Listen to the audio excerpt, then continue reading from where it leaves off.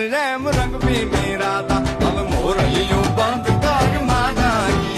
એમ રંગ